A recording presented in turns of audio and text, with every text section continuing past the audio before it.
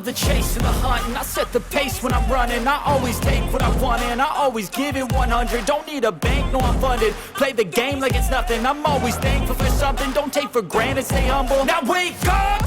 It's time to look at the enemy. Look in the mirror if he is no friend to me. It's not working out, maybe it's the chemistry. It's time to break up so I can make a better me. Better believe in your mind, cause it's everything. You can mold, shape, find almost anything. All it takes is some time and some clarity to find your identity. It's mind over everything. What's going on, everyone, and welcome back to our next recap video that we have. And we are ending the first season. We ended the off season, and we're getting ready to get started into our next season. And we have the champ here. He's just here to show out today. Can't tell him anything. What's up, guys? Back in, not one, not two, not even five. We gotta go with two hands. 7-time in a row champ here. We said from the beginning of the first recap video, we gotta be able to defend our throne. We managed to do that 7 times. Now I'm going for the Mamba number 8, so hopefully we can do it. But it's been a very eventful off season. I didn't know if we were gonna get to a season 2, but hey, we made it here. So hopefully it works, but you never know, man. So BJ, how you doing today? I'm great, man. I'm great. I see you're in a good mood. I mean, when you got another ring, you can't complain. So it was a lot of pressure. People counting me out after losing, going 0-1. So don't worry. Don't lose first game of season again this year. I'm not losing the first game. Everybody's counting me out. It's okay. We're using motivation. We're putting the bulletin board, and we just go right at it. So. All right, so we're about to get started, but first, just a update for anybody that possibly missed what was been going on. We ran into the glitch with the draft, so we had some issues where we thought we were gonna have to reboot everything and fix all the rosters, which it still could be glitched out and they mess up later in the week or later in the year, but I guess it kind of fixed itself a little bit late last night, and so we're gonna get started. And hopefully, when the Madden patch comes out, that they actually patch and fix this. But if it does not work for franchises that are already made, the plan is to fix them to wherever it is that we are at the moment and go from there. So, just heads up. Anything like that? Yeah, so people have been asking, yes, you're going to keep the same teams, and yes, it's going to be the current rush as you are right now with all the devs, and we're going to go meticulously look for the ratings as best as possible and stuff like that. I can't guarantee you 100%, but we're going to get close as possible to where, if it happens to us where we're at, but hopefully, like BJ said, the man fixes for existing franchises. But, it's EA. You can never tell what they're going to do half the time. So EA, it's not in the game. Exactly. But let's start out with the recap, though. Let's head on to the first topic, which is the Super Bowl. Myself versus Nelly.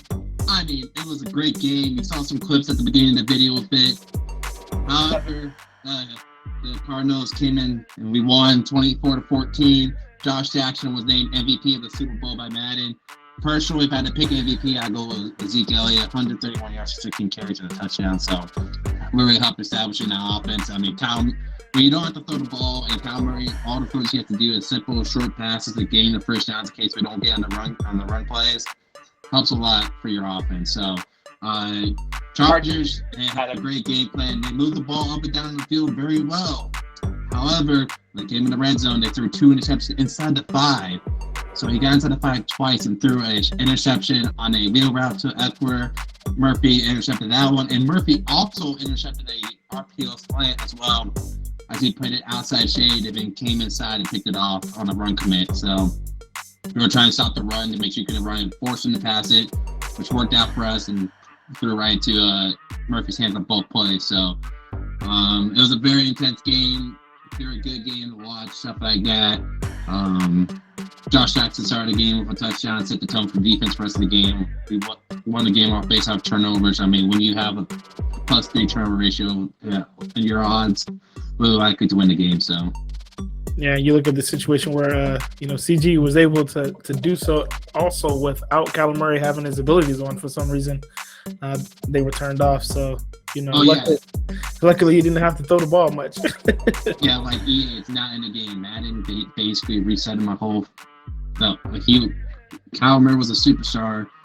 Go to the in-season awards. We got some people bumped down the superstar X Factor and stuff. We obviously fixed that after the season, but during the Super Bowl, we're not going to change it. In Madden said that's what it is. Hey, we're going to let it happen. We're going to fix it when we get to the offseason.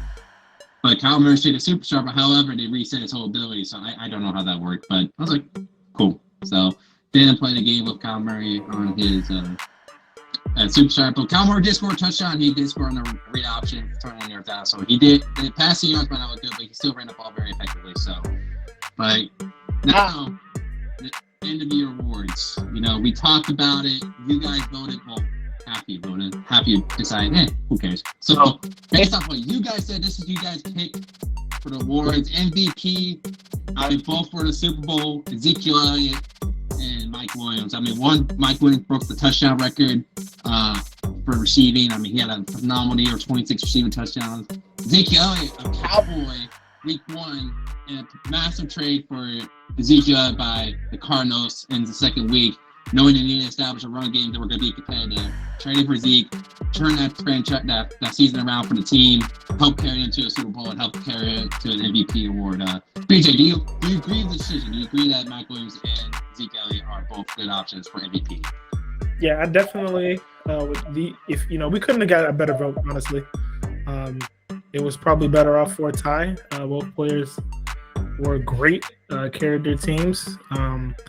Me personally, I voted for Zeke. I felt like that he carried the team a little bit more. As a receiver, it's kind of hard to carry the team because you got to have somebody to throw that ball. So, but yeah, both of them had amazing seasons. So, you can't be mad at the outcome of that. And the people voted. So this is what they get. Yeah, I voted for Mike Williams. So when you get 26 receiving touchdowns, and he literally is. You don't like when it's a one-on-one situation. You're afraid every time it's a one-on-one situation. That's how much Mike Williams struck fear into teams this year. It struck fear in me as well. So we managed to play it well, be able to obtain a little bit in the Super Bowl, which is a double win for us. So go on to the next in the season award. We had Offensive Player of the Year, and that went to Mike Williams. As CG was just talking about it, 26 touchdowns. Strikes fear. We got a message in the playoffs asking, can we move a safety to corner just to guard Mike Williams? So, it was definitely on people's minds. Yeah, exactly. I personally, I voted Mike Williams for MVP, but I don't want to do MVP and offensive player. I voted for Pat Furman. I think when you get a tight end to 2,000 yards, obviously it's at more things, but a tight end 2,000 receiving yards, very impressive. So I'm going to list a couple players nominated. There's going to be one that you're going to laugh at. All right. I think I went with Najee on this one. Yeah, Najee was another good option, stuff like that. It's a very heavy category. Najee I don't know if he broke the 2,000 rushing yard mark. I think he did. Don't quote me on it, but I knew he had 20 touchdowns rushing. He also was a big factor in receiving. So Najee was a guy that talked about from the Titans. Had a very strong year. Davis Mills was thrown in there a little bit. Pat Furman was thrown in there. But here's a one player, BJ. If there's one player in Offensive Player of the Year that you would never think of, who do you think has got thrown on this? Somebody got voted, you said? Yeah, they got one vote. This person got one vote, exactly one vote on Offensive Player of the Year. And I looked at it and I laughed. And I think, I get it. I just never saw it coming. What position? I can't give it away. I can't give it away. I was thinking Russell Wilson. No. Quentin Nelson. Left guard. I looked at it. I had an impression. No way. And it's like, no. Quentin Nelson. I was playing one. I get it. He's on a coach. Cam loves to run the ball. If he's running a bunch of counter plays and that's streak and pull the lead, and Quentin Nelson doesn't make gap goals, and John Paterno decided to run through it. I get it. Yeah, sure, but it's kind of funny to see that. I was like, okay. I never expected Offseason to get turned down for that award. I'm gonna assume whoever made that vote played against Cam and had to deal with Nelson. I think I had to assume that. I assume Clay has absolutely just destroyed everyone on that team, and he's like, I can't do anything. Quentin Nelson just owning my whole defensive line. So. All right, we're gonna go defensive, and I feel like this one was pretty much self-explanatory. Like, I know there probably were other people that got votes. This guy. So we had 14 submissions. This guy got 10 of the votes. Okay, yeah. Like, I would assume that what's his name from the Bengals probably got some votes. Yes, Jesse Bates was the other one. So. Yeah, but like, 26 sacks? Like, that's insane. Yeah, 26 sacks. Jesse Bates was second. I think he had 3. I think there was one random one. I don't remember off the top of my head, but Jesse Bates was second. He had 16 picks. But when you get 26 sacks from the defensive end, I mean, it's kind of hard. It's like almost averaging 2 sacks. Like he's averaging like a sack and a half a game. So yeah, good kudos to the Panthers. Obviously, people had him voted for MVP as well. But I mean, me and BJ both talked. You got to be winning games. I mean, the Panthers were winning games. They were revamping the whole team and stuff like that. But you can still get individual player awards. So yeah, I agree. Like, MVP is most valuable player. You can't be valuable if you're losing. Like that. You're not bringing any value if you're losing, I should say. Agreed. Now, going to the Coach of the Year. Yes, you see it right there. The man in the shades and the cool aviators. Your boy CG was named Coach of the Year and it was close. I had 4 votes, Cam had 3, Burrow had 2, Steez had 2. 4, 3, 7, 2, 9, and there's 1 and 1 other vote somewhere. I forget off the top of my head. But it is widespread. I didn't want to put myself here, but when I had to do the votes and I saw that I got the most votes, I was like, you gotta be kidding me right now. So I was named Coach of the Year. I mean, if you look at it just from like understanding using your team, I made one big trade. And that big trade ended up being a guy for MVP and stuff like that. Ezekiel Elliott, and didn't lose anything on that. Able to develop players, get upgrades for them. Isaiah Simmons is a superstar now. Put back to X Factor, the opposite X Factor. A lot of awesome, decent trades and stuff like that. One trade to change the whole side of the future, going 15-2, number 1 seed in the NFC. And continuing his undefeated playoff streak of winning 7 in a row. I mean, I get it. I think it's a well-deserved accolade, but me personally, I voted for Cam. Because making the AFC Championship game with the Colts, Matt Ryan, he was the only quarterback that made in the Final Four validability quarterback. Trusted his defense and stuff like that. Played a very good game all season long. Very contested. So I had Cam, and then I'll say this: if Burrow wasn't a first round exit when he like that Jets game where if he didn't choke or he didn't settle and made these came to play and played close football and won that game. Burrow didn't lose that game. I would have voted Burrow if he was able to make it a divisional conference championship. But him being a first round exit, kind of hard to be Coach of the Year if you're a first round exit. So yeah, I went with Steez. Is that how you say his name? Yes. Yeah, I went with Steez. I just thought about this Coach of the Year thing. I went with the mindset of is that what did they do with what they had?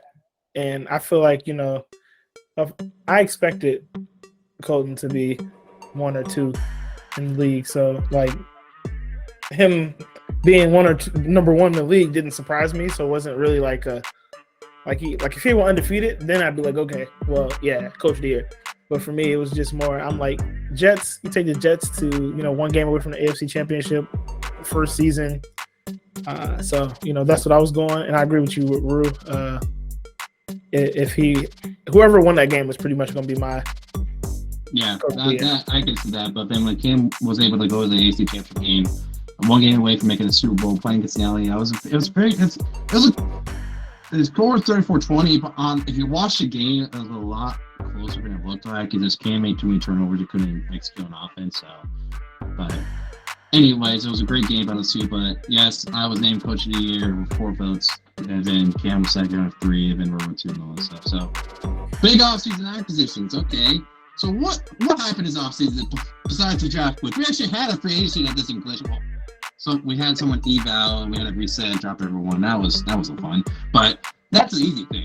But big offseason acquisitions. Tom Brady packed his bags. He didn't appreciate Tampa. He heard Hurricane Ian was coming, and he said, "Yeah, I'm just gonna get out of there. I don't want to say it, Hurricane." Hurricane Alley and Hurricane Country. So he's out of the Tennessee Titans now. So now he's a Titan. Tom Brady and Najee Harris. Tom Brady's not an X Factor morning superstar, but he's 46 superstar quarterback. Probably going to retire this year, I hope so, unless somehow he pushes 50. If he pushes 50 in Madden, that's impressive. But Tom Brady is a Titan now, big acquisition, superstar quarterback, a huge step up from what our next trade is going to, the next option, right down the line we're going to talk about, but from Ryan Tannehill and Malik Willis.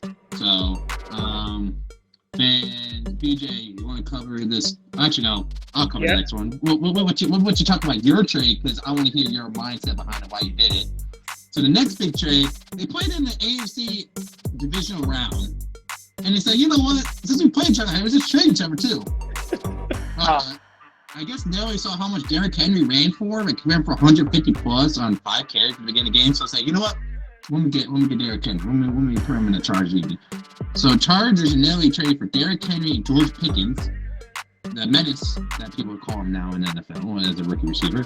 And then you got the Chargers trading Keenan Allen, Austin Eckler, and Panthers first round pick in 2023. This is a very interesting trade. I understand why Crispy did it. I understand why Nelly did it. My question is, you guys, they're top tier competitors in the league. They both won the division last year and stuff like that. Crispy was the number 4 seed and Nelly was the number 1 seed, but Crispy would have been a 3 seed most likely if he didn't force the loss his last game. You're making a trade with division those in the rivals, stuff like that. It's very congested, but I guess Nelly thinks he can get more use out of Derrick Henry if he got out of Austin Eckler. And he thinks since Kenny Allen is an X Factor, but old, he doesn't want to deal with the cap space or something like that. Let him go, so. Yeah, you will never see me trade with any of the top teams, especially in my conference. I can see why both teams would want to do it. Definitely Crispy on Crispy's part, just off the fact that it's like, what does he have to lose? He already lost to him once. So, like, if you take something that you think you can benefit better from, so I can see why he'd do that. And I guess for salary cap purposes, but I just wouldn't want to make the team I'm playing against that I battle with better, But that's just me personally. Yeah. So now let's talk about your trade, BJ. All right. So I traded Kenny Clark to the Titans, and I forgot to put the Titans on there, but for Malik Willis, a second and a third from that draft. And so first things first is that A-Rod retired, which I was extremely happy about. I know everybody's like, oh my God, I know BJ's probably upset. No, he was going to be taken on $50 million. I couldn't, like, that's ridiculous. And he's not my style of play anyways. So like the whole fit didn't really mesh anyways. But it allowed me to be able to get a young quarterback. Like my mindset is that the Packers team cap space sucks. I get a young quarterback that I don't have to pay for a while. That's great off the jump because then I can use that money elsewhere. But then also I had draft picks everywhere. Like I had 2 firsts, 2 seconds, 2 thirds, and I felt like that I could replace Kenny Clark easier than replacing Aaron Rodgers in the draft. So I had to make the trade. I had to do something to shake things up a little bit, and we're going to change the game plan up a little bit this year and see how it works for us. Oh, interesting. Yeah. Obviously, you talked about A-Rod retiring. I've never seen A-Rod retire in the first season. But he retired. He packed his bag. He said he's done. He wants to go on his fun, cool trips, as you call it, and stuff like that. But it goes into the next trade where Colts Cam traded Bunker Hines for the 2nd overall pick. You must ask, why did he trade for the 2nd overall pick? Because Matt Ryan also retired this season. So he wanted a quarterback. Instead of going for a young guy that's already in there, he went for the rookie class. Try to take a guess because he was debating between Kareem McFadden and Harvey. I forget Hunter Harvey, I think is his first name. I'm sorry if I get that wrong. But he's debating which one. Harvey's the pocket passer. Kareem McFadden is a little bit more mobile, but not like a Kyler Murray mobile. But if he needs to extend plays, he extend plays. Like he's like a Joe Burrow. Like you don't want Joe Burrow running the ball 24/7, but he can. If we need to extend the play, he can extend the play. Yeah. So he went Harvey, which was normal dev. and McFadden was drafted by the Seahawks by Duke, and McFadden's hidden. So it's like a lose situation right there, but you still got a nice quarterback that you can develop, and you can get breakouts there and win those rookie of the years in Madden to help develop those upgrades. So that is a reason why I can't trade for the second overall pick. And now our last one, we went with the Chiefs, and we just put big moves because he made two pretty big trades. First one being he traded Chris Jones to the Titans. And I believe we got a first and a second for the next year, or third for the next. Something of that nature. It was a lot. It was an early pick and stuff like that. Yeah. And then the second trade was Kelsey, 32, so expect to trade to the Bengals for a third. So it looks like it's funny to say, but it looks like a rebuild in Kansas City. I mean, when you're in a loaded division, AFC West with Cole, Burrow, and Nelly, you can play now, or you can try to catch them later if they get in cap situation. Then they have to go into a rebuild situation. So he's trying to play. It looks like he's trying to play that side of things, stuff of that nature. We'll see how Chris manages the scheme. But I mean, we saw Patrick Mahomes, anything's possible. But I mean, granted, Patrick Mahomes did double his interception record in his career last season. So it also was Tyler Boyd and a third in that trade. So just FYI. Okay. So Tyler Boyd was also involved in that trade. So he got a receiver back. I mean, you got Tyler Boyd, Juju, and McCall Harden now. No tight end though. So. But it was interesting. It was interesting to see stuff like that. There's a lot of trades we could talk about, but we'll be here for another 50 hours talking about every single one and take them down. So there's a lot of trades that happened this offseason. So yeah. So be aware of that Titans D line. Just heads up for anybody that's having. Yeah, Kenny Clark, Chris Jones, is Jeffrey Simmons still on there? Did he get rid of Jeffrey Simmons? He kept Simmons too. So he's got three ability defensive linemen now. Nice. Yeah, have fun with that. You know, like I said, when I was making the trade from the beginning, that's not my problem. Yeah, they have two problems. So AFC's gonna have a blast trying to deal with that. So going on, top 10, the preseason top 10, we're here again. Obviously, I'm number one from the Super Bowl win, stuff like that. Didn't lose any major players, but we did get a superstar offensive lineman, and we get David as a superstar linebacker of worker abilities. So we beefed up the defensive line, stuff like that. Still got the same weapons on the outside, beefed up the offensive line, you know. Only looks promising things for the future for the Arizona Cardinals. Chargers number 2, Super Bowl losers, stuff like that. Nelly, but I mean, honestly, we all know Nelly's a great user. He made it to the Super Bowl 15-2 last year. Still got the high-power offense, and now he's got Derrick Henry behind, in the backfield. So, I mean, that's a lot more aggressive back that can come downhill and stuff like that. So, and then we got Crispy at number 3. He made a lot of changes. Beginning last season, a lot of trades, and he still made trades this offseason. But the biggest... Does he have any more Steelers on the team still? Like, I just in question at this point, you know? Like, he has Cam Hayward. He has Hayward, he has Deontay Johnson, and then Freiermuth. Is Mika... Did Mika get traded? Who knows? I think he was trying to trade Mika, but no one wanted Mika. So, but no, it's a definitely completely overlook Steelers team. But the biggest thing that Crispy has going from he has Davis Mills as a superstar ability now. Obviously, he doesn't get all the stuff like that. That's huge, but because now if he gets that breakout game for X Factor, it could be a big change for that team. I mean, you get a quarterback to an X Factor, get that gunslinger ability, it's going to make massive moves. We have AFC Championship losers. We took him a step back. I mean, he's got a new rookie quarterback. We don't know how he's going to play with them, stuff like that. But he beefed up with the other areas he was struggling in. So it should be interesting how he plays with a rookie quarterback. BJ made a lot of changes, losing A-Rod and X-Factor quarterback, but getting Malik Willis has a high floor prep with speed, but also plays in the BJ style. He likes to run the ball, establish a run. So he's got A.J. Dillon and Aaron Jones in the backfield, stuff like that. So try and establish that run.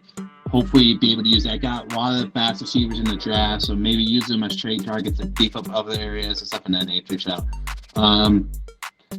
the Raiders at number 6, rural. I mean, we go 0-4 if you go on a run to make the playoffs. I mean, we know you're good now and stuff like that. But I mean, put him at number 5. Number 6, first round exit. Not something we want to see. He's going to probably be hating us because we're going to keep saying first round exit, and he's going to have PTSD for it. But I mean, he's got Devontae Adams, Dylan Waller.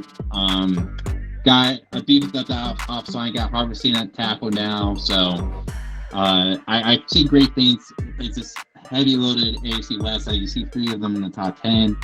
Cole at number 7. Another first round exit. Yes, exactly. Emphasize first round exit on Cole as well. Actually, Cole wasn't a first round exit. Cole was a 0 round exit. Cole got a playoff berth but didn't show up for the game. He forgot he was playing a playoff game. That's what happened. So Crispy took him out to the woodshed and said, "It's time to go down, Mr. Fox." And bam, shot. But I mean, he still got Russell Wilson, so he should be able to succeed. That was another one we forgot to talk about in the trades. A big trade with him. He traded Sutton. Yes, Surtain. That was because no one saw it coming. He traded Surtain for Kyle Pitts, probably the best tight end in the game with his speed and his height and his size and his ability. So, and he traded away Albert O, because I'll call him the tight end that's currently on the Denver Broncos. Interesting take. I mean, Cole uses tight end, but does he use the tight end a lot? I'm curious to see how he's going to use it from now on. So,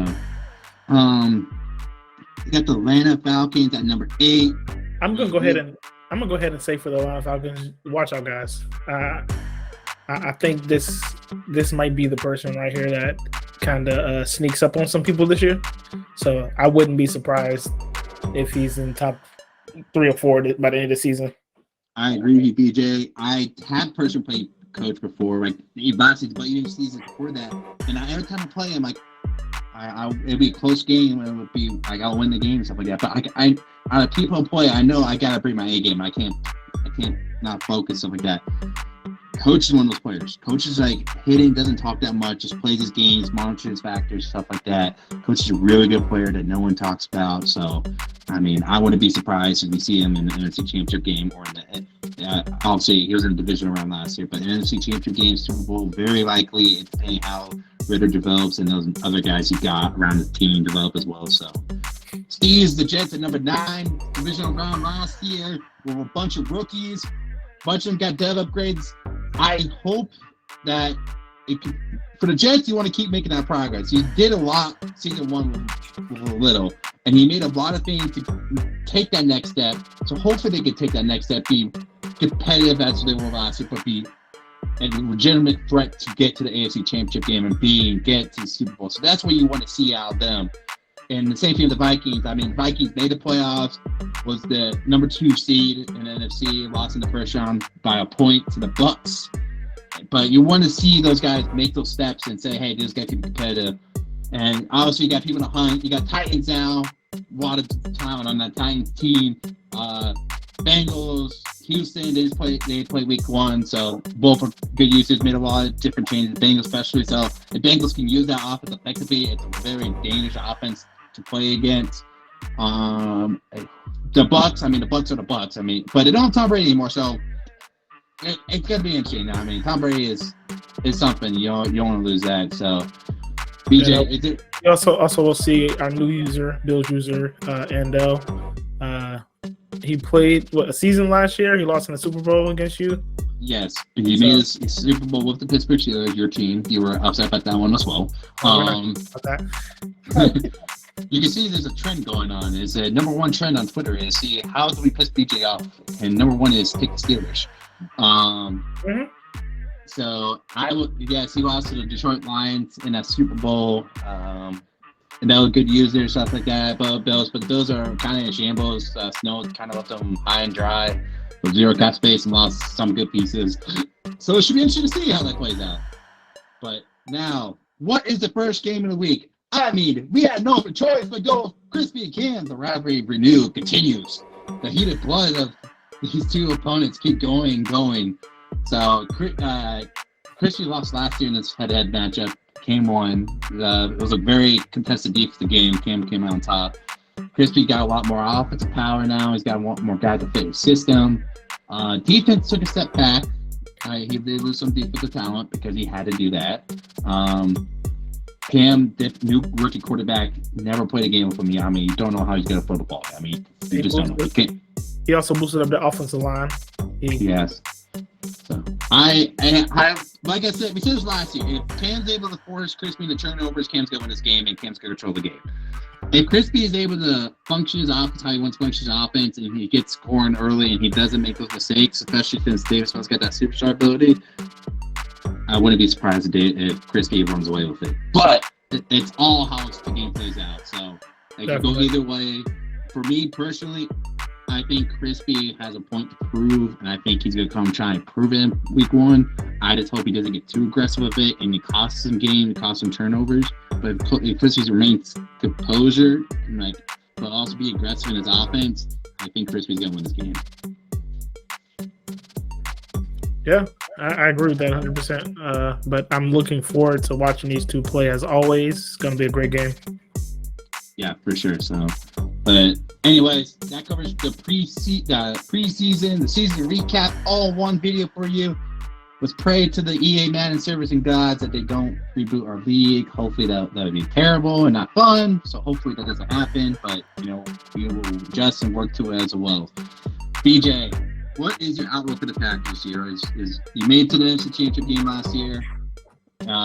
Obviously, one game away from making the Super Bowl. So, what are your odds this year? How do you feel about this team? I mean, every year is Super Bowl bust. That plain and simple, and no reason to play around with anything else. I'm not here to for participation trophies and to say, hey guys, I made it to the playoffs every year. No, we're not there for that. Super Bowl bust. I agree with you. We are running a 22-0 playoff streak right now, so the goal is to keep that up, go 25-0, 26-0, and get 8 in a row past Tom Brady and 7 rings. Unlike Tom Brady, who had to take 10 Super Bowls to do, we're trying to do 8 for 8. Hopefully we can do that. But, the team looks a lot better, stuff like that. Not as much depth as last year, stuff like that, but I feel very comfortable with this team, and I like this team a lot. So I'm close to getting an ability of Zeke that's going to really help, and I can't wait to get it. So, but anyways, I have confidence in the Cardinals. We got to run it back again. If we win the Super Bowl, great. If we lose the Super Bowl, I'm okay with it. When you win 7 in a row, I feel like it eases the pressure a little bit, but also there's that pressure that you have to prove why you won 7 in a row, why you won so many Super Bowls. So yeah. The BJ said he wants me to one to knock me down off the peg. So there's one person I brought into this league that I wanted to do that was DJ. But the deal was for him to be in another conference, but he decided to come to the NFC instead. So now we got to play in the championship game every year. That's our plan. That's our goal. But you never know what's going to happen. That's a discussion for another day as to why I did that. But, hey. But anyways, guys, appreciate watching the video. Play those games. Get out there. Be active. Stuff like that. Post yourself in the chat. Appreciate all you. Peace. Peace, guys.